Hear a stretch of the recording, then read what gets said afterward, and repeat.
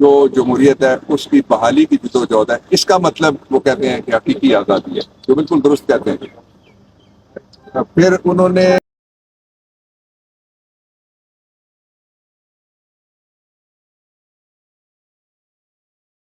پندرہ مہینے کے اندر،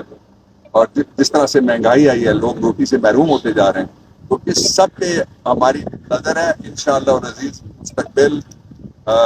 اور جو آنے والا مستقبل ہے وہ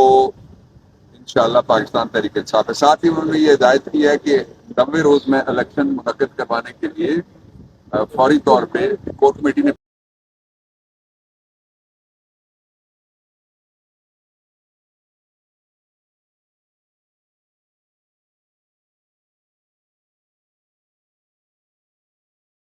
قید تھی بغیر کسی سہولت کے، اس طرح کی ان کی قید ہے۔